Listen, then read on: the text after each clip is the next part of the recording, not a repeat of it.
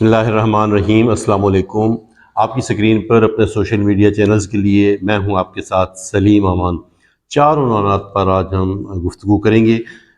Basic تو ہم نے گفتگو کرنی ہے پی ٹی آئی اور حکومت کے درمیان مذاکرات پر، صدر آصف علی زرداری اور وزیر اعظم شہباز شریف کی ملاقات پر بھی بات کریں گے،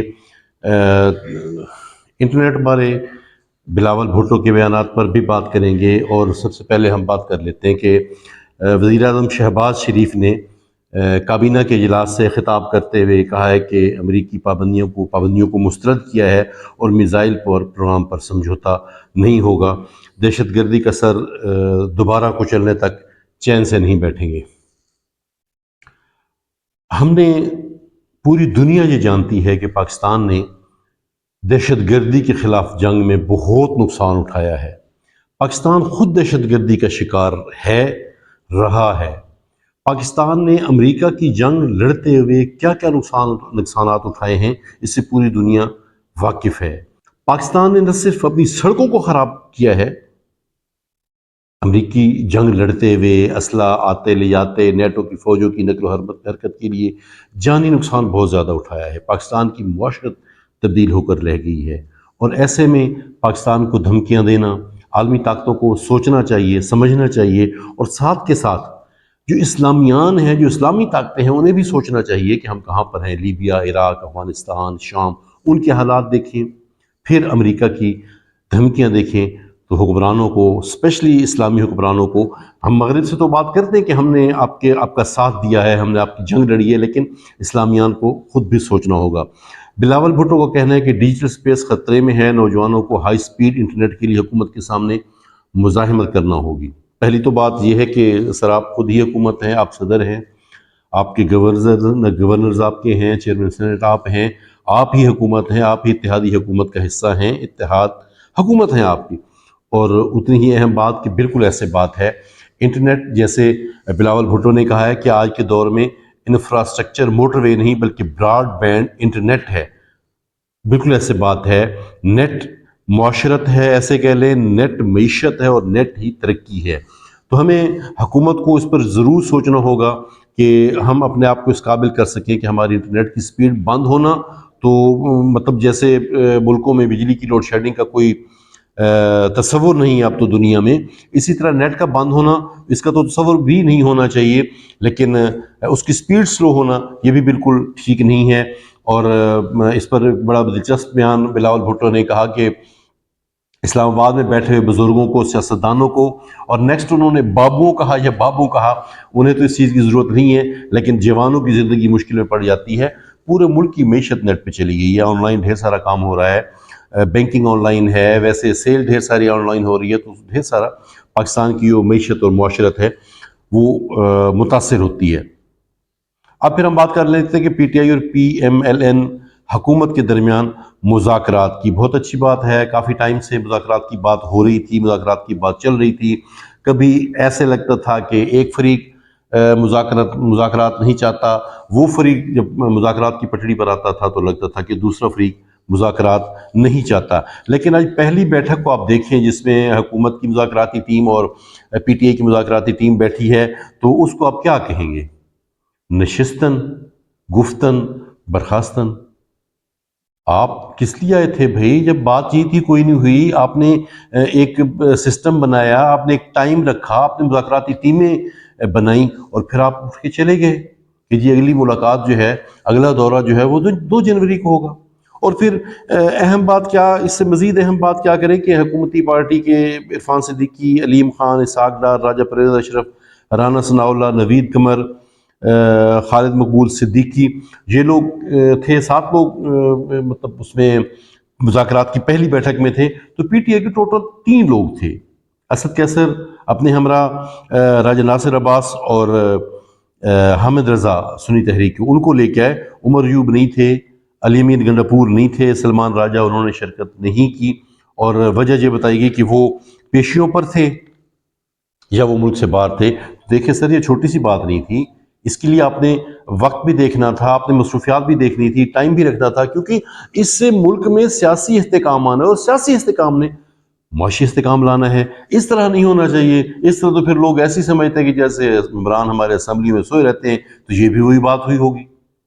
اب جب یہ میٹنگ ختم ہوتی ہے تو بات بھی کوئی نہیں بتائے گی اس وجہ سے کہ جی ہاں جی قومی مفاد میں ہم بل بیٹھے ہیں بات کریں گے.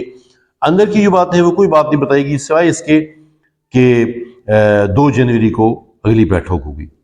اب اس میں ایک یہ بھی ہے کہ اسحاق ڈار نائب وزیر اعظم ان کے گلے شکوے ہیں کہ جی جب کوئی بات ہونے لگتی ہے تو اگلا ٹویٹ آ جاتا ہے. بالکل ایسے بات ہے جی. سوشل میڈیا کی مہم کی انہوں نے بات کی. ٹویٹ کرنے والوں کو بھی اس سے بچنا چاہیے. لیکن آپ یہ دیکھ لیں کہ سوشل میڈیا کی اگر آپ بات کریں آپ نے جو جینون چیز ہے اصل چیز ہے اس کو فوکس کرنا ہے.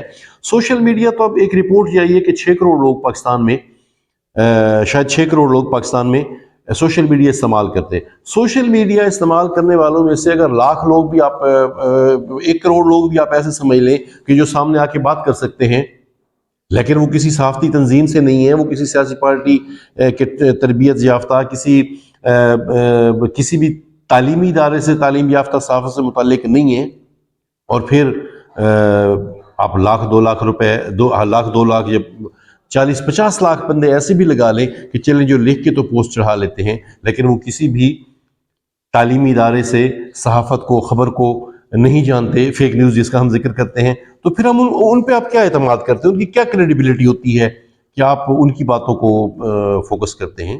دیکھیں ذمہ دار لوگ جو ہیں انہیں چاہیے کہ وہ چاہے پی ٹی آئی کے لوگ ہوں یا حکومتی لوگ ہوں وہ بات کو فوکس کریں جس کی طرف ہم چلے جا رہے ہیں, جو ہم نے کام کرنا ہے. تو اب اگر آپ دیکھیں سوشل میڈیا کی بات کریں تو ہم کیا کرتے ہیں جی. آپ اگر عطا تارڑ کی بات دیکھ لیں, عظمی بخاری کی بات دیکھ لیں, خواجہ آصف صاحب ان کی بیانات کو دیکھ لیں, ڈپٹی وزیر اعظم کے بیانات کو دیکھ لیں, ادھر سے شیر افضل کے بیانات کو دیکھ لیں, خود عمران خان کے بیانات کو دیکھ لیں, علی امین گنڈاپور ان کے اور سنی تحریک کے حامد رضا کے بیانات کو دیکھ لیں, تو سر جس وقت تک آپ سیز فائر نہیں کریں گے بات تو نہیں چلے گی. اگر آپ نے مذاکرات کرنے ہیں دونوں فریقین کی میں بات کر رہا ہوں, چاہے حکومت ہو یا اپوزیشن ہو, مذاکرات کرنے کے لیے بات کرنے کے لیے آپ کو بیٹھنا پڑے گا. آپ کو بیٹھنے سے پہلے سیز فائر کرنا پڑے گا. خالد مغل صدیقی صاحب کہہ رہے ہیں نا کہ آپ اگر شرائط رکھتے ہیں تو پھر تو بات نہیں ہو سکتی. بالکل ایسی ہے, جب آپ نے بات کرنی ہے, جب آپ نے مذاکرات کرنے ہیں تو پھر شرائط پر, پھر بیانات پر, اور بیانات بھی ایسے کہ جیسے کہیں کہ ایک دوسرے کو دھیڑنے کے بیانات. تو ایسے ہرگز مذاکرات نہیں ہو سکتے. ملک کی بہتری اسی میں ہے. اگرچہ میں نے پچھلے ولاگ میں نے کہا تھا کہ اگرچہ اس وقت پوزیشن یہ ہے کہ جو پی ٹی آئی ہے وہ پھنسی ہوئی ہے. پی ٹی آئی نے ہر حربہ کر کے دیکھ لیا ہے, لوگوں کو باہر نکال کے کچھ بھی کر کے, تو وہ حکومت پر شاید پریشر نہیں ڈیولپ کر سکی, حکومت نہیں گرا سکی. اب مذاکرات ہونے جا رہے ہیں, حکومت کو بھی نرم گوش رکھنا چاہیے, حکومت کے وزراء کو تیز اور تیکھے بیانات نہیں دینے چاہیے, اور اسی طرح سوشل میڈیا کو پی ٹی آئی کو بھی روکنا چاہیے تاکہ مذاکرات ہو سکیں. صدر اور وزیر اعظم کی ملاقات کی بات کریں تو پھر وہی بات کہ اصل بات اخبارات اور میڈیا تک نہیں پہنچی. ملاقات میں ملک کی معیشت سے متعلق کہا گیا کہ بات ہوئی ہے معیشت کو کیسے بہتر کرنا ہے, ملک کی سیاست کو کیسے بہتر کرنا ہے, دہشت گردی کے لیے بھی بات چیت ہوئی کہ اس پر بھی کام کرنا چاہیے, ملک میں امن و امان لانا چاہیے. لیکن واقفان حال کہتے ہیں کہ حکومتی اتحاد کی بڑی ممبر پارٹی, دوسری پارٹی جو ہے وہ پیپلز پارٹی, وہ شاید راضی نہیں ہے. اسی سینس میں دیکھیں تو کچھ ٹائم پہلے گورنر پنجاب کا یہ بیان آیا تھا کہ پیپلز پارٹی نے پنجاب میں اتحاد کر کے کچھ پایا نہیں ہے, نقصان کیا ہے. دیکھیں جی کیا کہیں کہ صدر پاکستان پیپلز پارٹی سے ہیں, گورنر پیپلز پارٹی سے ہیں, پنجاب کے چیئرمین سینٹ پیپلز پارٹی سے ہیں. اب وہ چاہتے ہیں, واقفان حال یہ کہتے ہیں کہ پیپلز پارٹی یہ چاہتی ہے کہ پنجاب کی جن اضلاع میں جن نشستوں پر پاکستان پیپلز پارٹی کے لوگ جیتے ہیں, یہ اندر کی باتیں ہیں جو نکل رہی ہیں, جن نشستوں پر پیپلز پارٹی کے لوگ جیتے ہیں ان اضلاع کا کہہ لیں کہ اختیار کسی بھی قسم کا انتظامیہ سے متعلق یہ وہ پیپلز پارٹی کو دیا جائے. ملک کی بہتری کے لیے کام ہونا چاہیے, پی ٹی آئی سے بھی مذاکرات ہونے چاہیے, مولانا فضل الرحمان کی بات بھی سننی چاہیے. اپنی جو اتحادی جماعتیں ہیں ان کا بھی اتحاد برقرار رکھنا چاہیے. حکومت کی ذمہ داری ہے جب تک ملک کی بہتری کے لیے ہم اپنے آپ کو نرم نہیں کریں گے دونوں طرف سے، جو بھی چاہے وہ پیپلز پارٹی اور پاکستان مسلم لیگ ہوں، وہ پیپلز پارٹی اور حکومت ہوں، وہ مدارس ایشو پر مولانا فضل الرحمان ہوں، جو خود حکومت ہو، جب تک ہم بات کو سنیں گے نہیں اور سامنے والے کی بات کو مانیں گے نہیں، ملک بہتری کی طرف ہرگز نہیں جائے گا۔ اپنا خیال رکھیے گا۔ السلام علیکم۔